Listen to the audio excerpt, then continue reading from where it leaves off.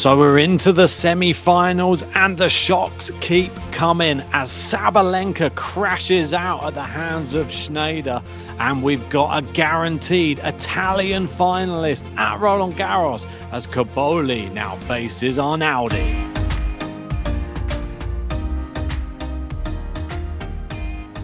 Yes, that's right. It is semi-final time, and Sabalenka going out has just thrown a massive spanner in the works.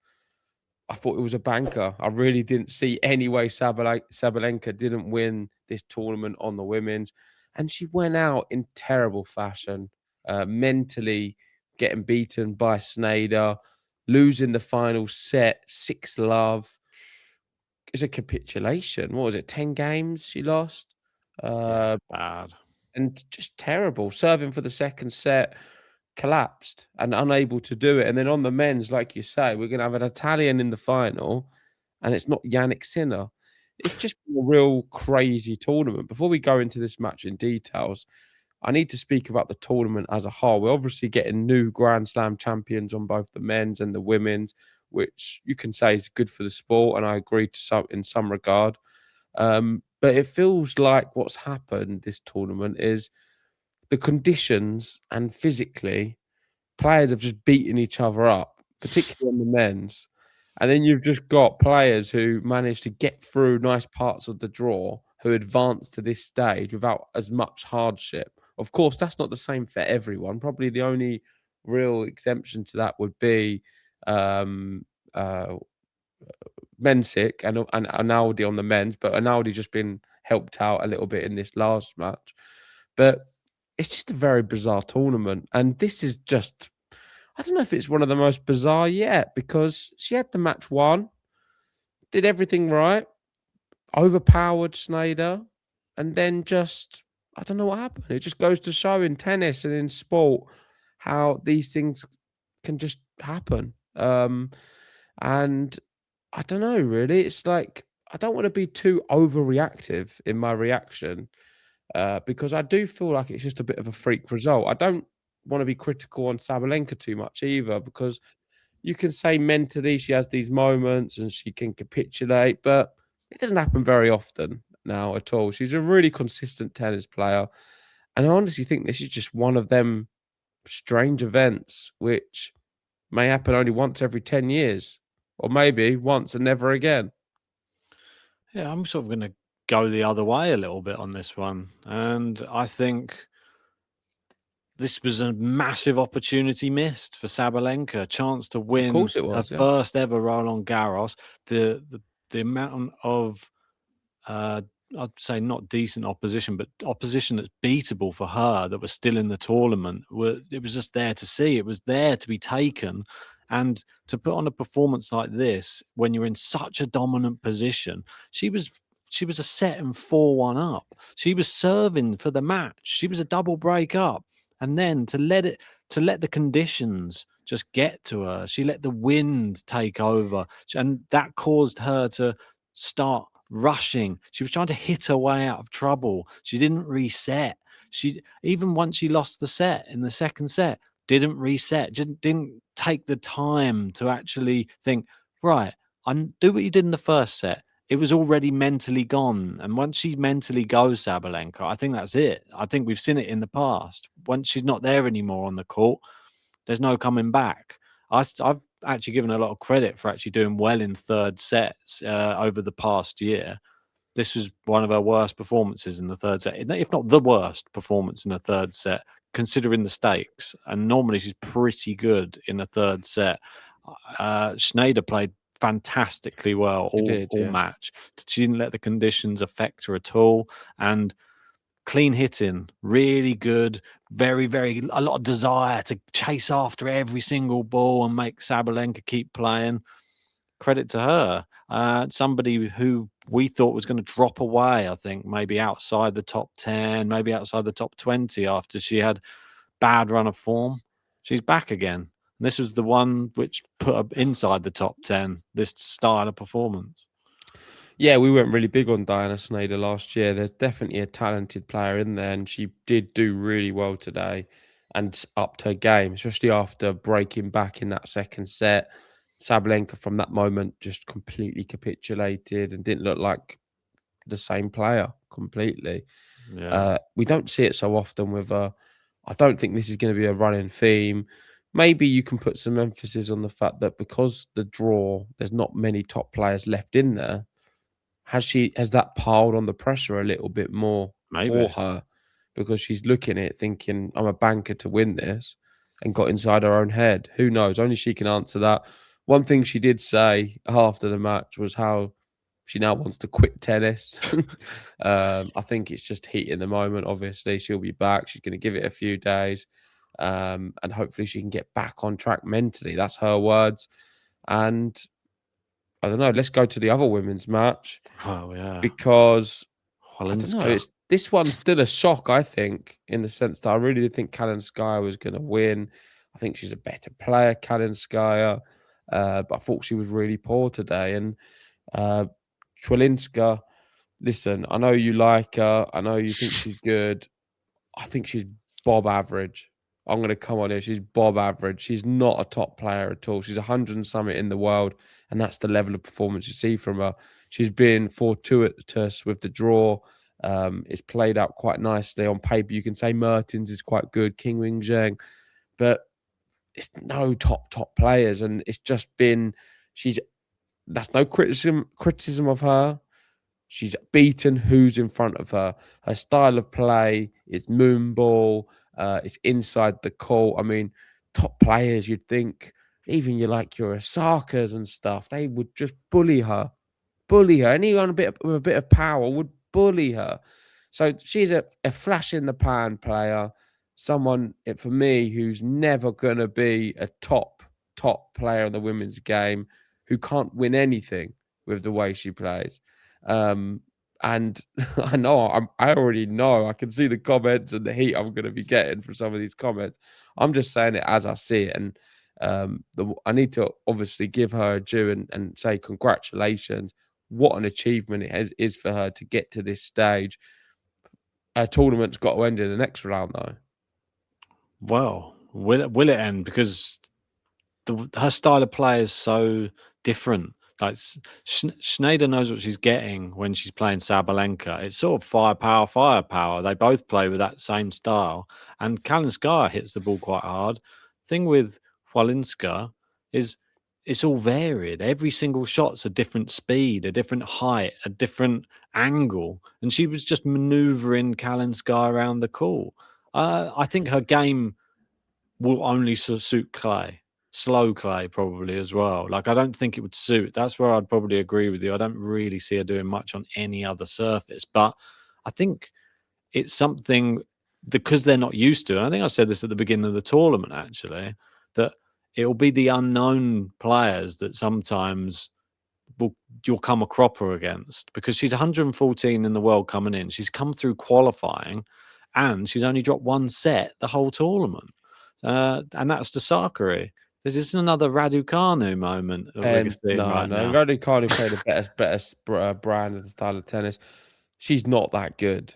This girl is a flash in the pan. It's a tournament. The name can disappear in a few months' time. I just don't see. Maybe another clay court event she might do something, but I don't even see her winning 250s. I don't think she's that good.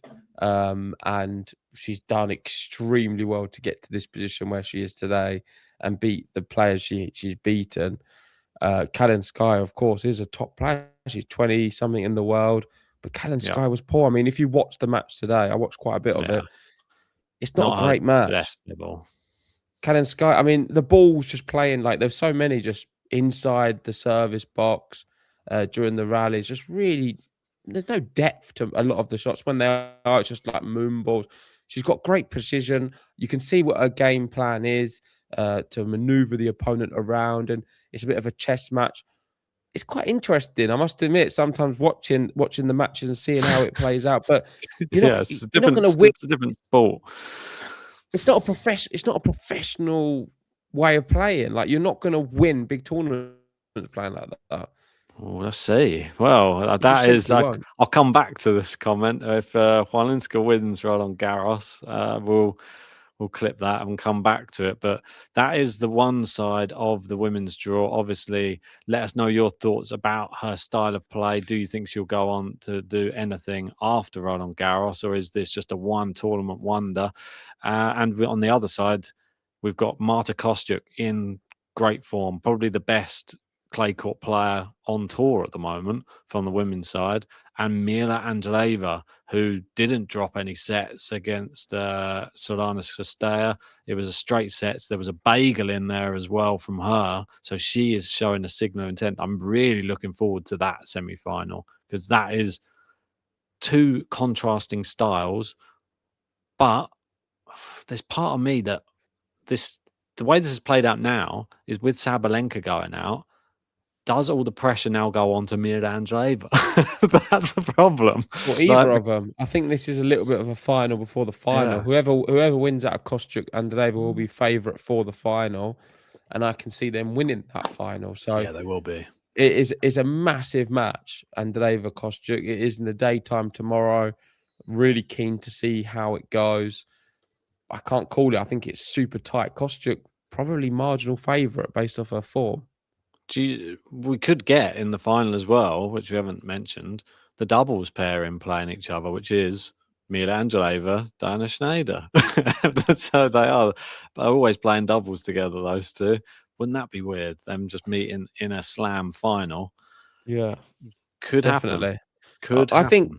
think arguably out of all them players there, based off form right now, Kostyuk is the one who deserves to win this tournament.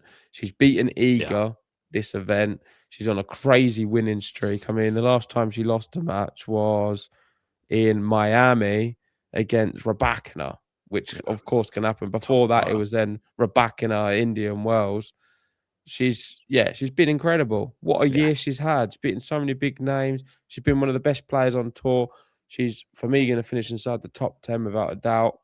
And Mr. Trick. Yeah, I think Kostyuk probably just marginal favourite, but Mirra Andreeva's class. I think it's still a really tight match. Whoever wins it, I think will win the event. Oh, I've been singing her name for years, and as soon as I stop, she does all right. So there you go. Yeah. That's what always happens. Let's move over to the men's side. We'll give our predictions on those at the end. Stay tuned, and we'll tell you how we got on our points for the quarterfinals as well. The Italian, my man, my top 10, Flavio Cobolli is into the semi-finals. What a performance. You got this one right. Actually, on the predictions, you said Cobolli in 4. I went Cobolli, I think I said in 5. So both had Cobolli with the win. I'm so happy it was a convincing win as well. Brilliant performance. And Cobolli's forehands quickly becoming one of the shots of the tournament. I think this is the one thing which every opponent is struggling with. It's got so much power, and we're starting to see exactly what we saw when we were in Bologna at the Davis Cup. That was the Cobolli. This is the Cobolli we saw. This is why I wanted him in the top 10. I knew I could see it there, the passion, the desire, and he could be a slam champion come the end of this tournament. It's within his grasp right now, Flavio. Come on. Yeah, I mean, he's had a lovely draw. Apart from the TN match, which I think on paper is really tough. He won that one in straight. TN, not at his best. I think TN had a really tough few matches, maybe. Couldn't handle the heat. I'm not so sure, but TN wasn't dropping too many sets, though, Cobolli. So that's one thing to look who he's played, Ben. I mean, Pellegrino, Wu, Zvajda, and now Felix on clay. He's been quite fortunate with the draw. Let's be fair, to get into a semi-final of a Grand Slam. I mean, he's then going to have Alnaudi in a semi-final of a Grand Slam. I mean, it's not bad, is it? Let's take your pick. Take your pick. Here we go. Yeah. This is a good stat for Arnaldi. I mean, exactly. I've got to be fair on both the men's and the women's. And for me, he's had a really nice draw too. A super nice draw. I don't think Cobolli is a top 4 player in the world. I think he's knocking on the door for top 10, but there's a lot of players better than him who would have beaten him this tournament on these courts. However, he's taking his opportunity, he's playing well, and he's flying the flag for Italy. And how crazy to have an Italian in this final, and it's not Yannick Sinner. Tennis is flying. I mean, Italy aren't in the World Cup for the football, but for tennis, they're pretty good. They're damn good, and yeah, having Arnaldi in the semi-final, he is 104 in the world, is the lowest ranked player to reach the men's semi-finals in the singles at Roland Garros since Philippe de Wolf, 122 in the world in 1997. So you can see here, and we got Henri Leconte there. He was ranked 200. Wow, that's quite wild. We got Andrei Medvedev and Marco Cecchinato there at 72 in the world. A couple of other big ones, but this is crazy. He's had a slice of luck, though. Come on. I mean, Arnaldi, I think he deserved a bit of a slice of luck, though, because his match against Tiafoe was insane. It was crazy. And he's been on court 19 hours, 48 minutes to be. And bear in mind, he didn't have to really play this match against Berrettini. It was a bit of a match, set and a half. And he's still done 20 hours. It is quite wild. It's by far the record in slams, certainly since 1991 when this data started. It says longest time spent on court to get to the semi-final. And yeah, he's over an hour and 15 minutes ahead of the next, which is Albert Costa in Roland Garros 2003. Yeah, and that's because simply he's not that great of a tennis player. He's good, but he's not like one of the top players. He's 100 in the world for a reason. And I've seen a theme with your I do like Arnaldi. I think he is good, but he's probably the fourth best Italian in the world. There's like, you look at, say, like a Musetti, for example. I mean, he's a better tennis player than Arnaldi. Handsome you give guy. him he can beat him, but he's done what he's had to do. He's got through the draw.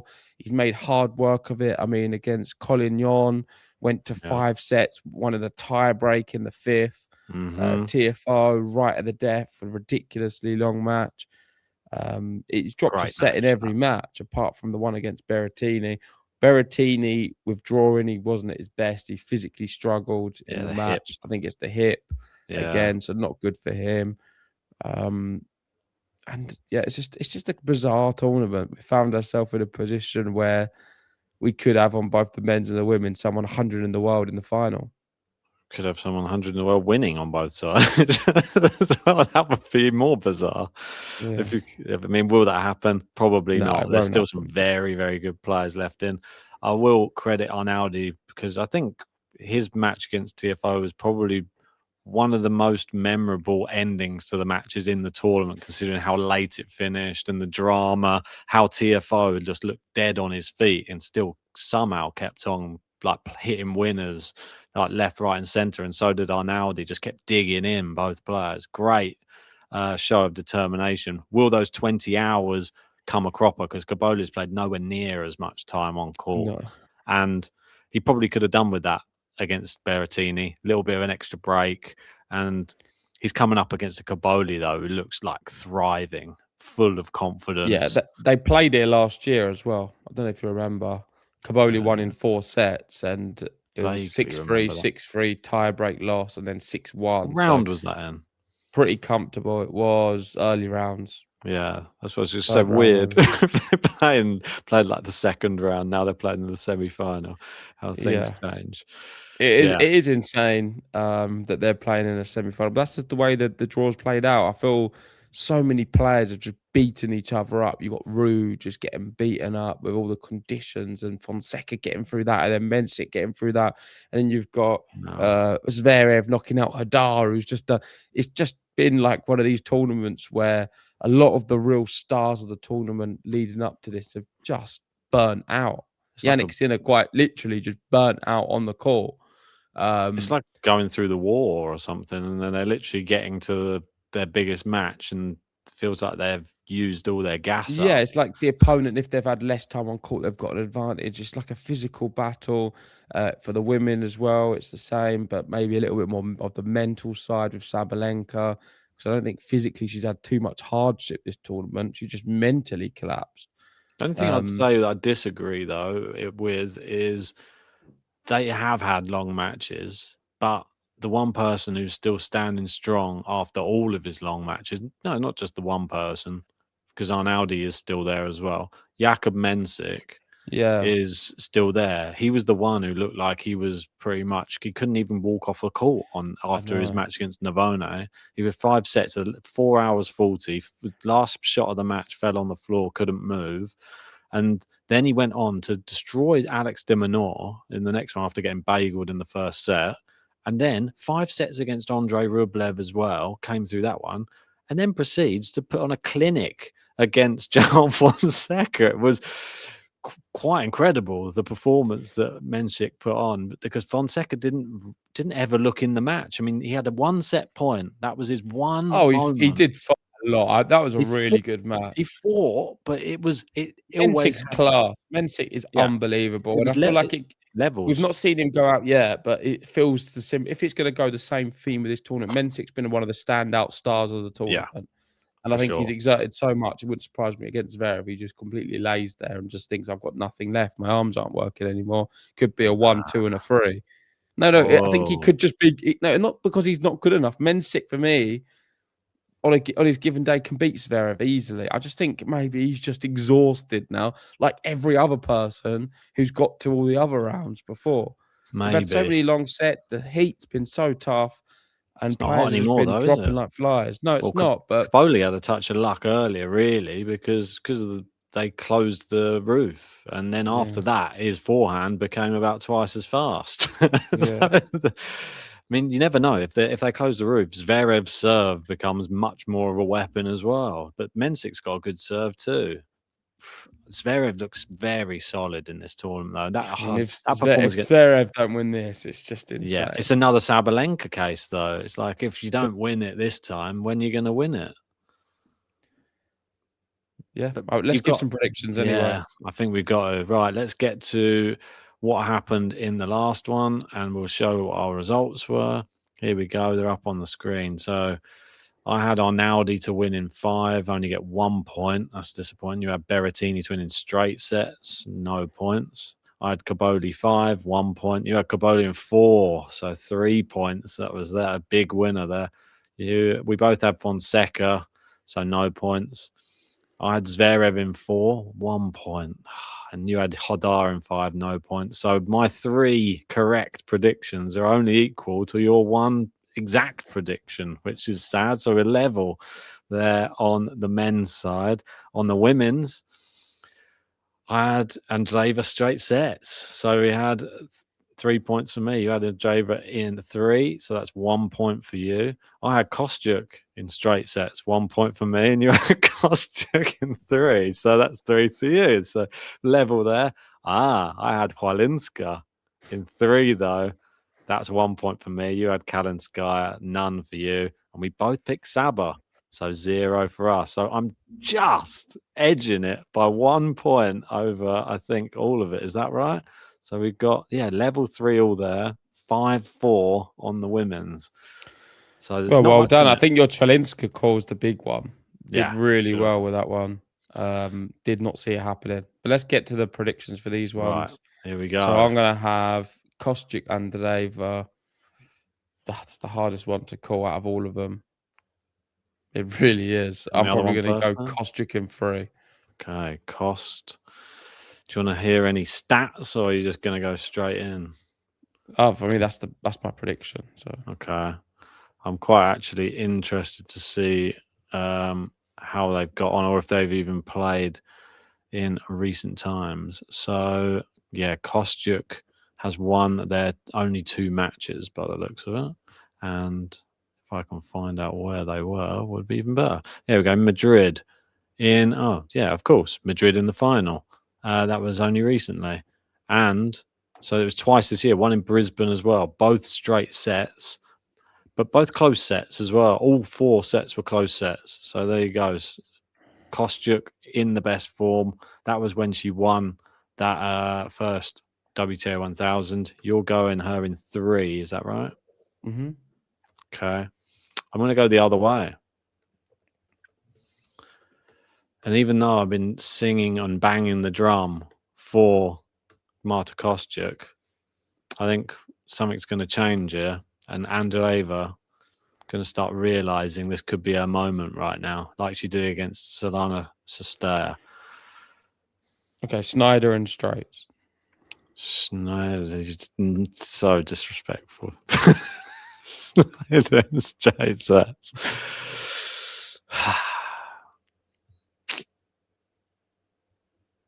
Can we get Hwalinska? Come on. Anybody. I want to hear the comments coming in saying, go on, Ben, pick her. She's going to do it. I don't actually think she's going to do it, sadly. I think the way that Diana Schneider actually played today was incredible. It wasn't just Saba who lost the match. Schneider won the match. But I think it's going to be in 3. So I'm going to go there's going to be a little I'm actually going to get to the final. And then she's going to go off the boil, I think, in the second set a little bit, but then regather herself and take it in 3. Right. Onto the men's. Starting off with the all-Italian first leg. And I'm going to go first on this one, I guess. And I'm going to go Flavio is going to make it into the final. His first ever slam. And I think it'll be 3-1. First slam final for Cobolli. Okay, I'll have Cobolli in straights. Oh, I thought you'd do that. Just going to try and get me on the old exacta. And Zverev Mensik. This one's real tough. Do we think Zverev is just going to... leads the head-to-head 1-love. So not much data to go off. And it was a 3-setter on clay that they played. So very close with tie breaks. Tie breaks could be the differential. You said to me earlier, what's the stat for Zverev in tie breaks in this? It's like Roland Garros, something like he's, 36. He's played and he's won 34. I can't remember the exact something numbers, high percentage. It's like about 95% of tie breaks won anyway. And I even read that he's won something like as many Grand Slam matches now as Carlos Alcaraz. So they're on 91 or something level. So he could go ahead of him. Will he do it? Are we going to see Zverev in the Roland Garros final again?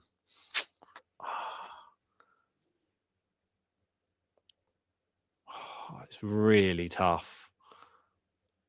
I'm going to go with what my gut's telling me. My gut's telling me Jakub Mensik's going to beat him. And I think it's going to be in 5. I don't think he can do 5 again. I'll have Zverev in 4. Oh, that's probably a more sensible pick. I can actually see that one playing out now, which is sad in my mind. We have Mensik grabs a set and then body just gives up. And Zverev takes it could just be the theme of how it's been. It's been so physically tough, and I think Zverev is his tournament to lose. Let's see how it goes. Of course, Sabalenka was in the same position. She lost today, and anything's possible in this tournament. So let's wait and see.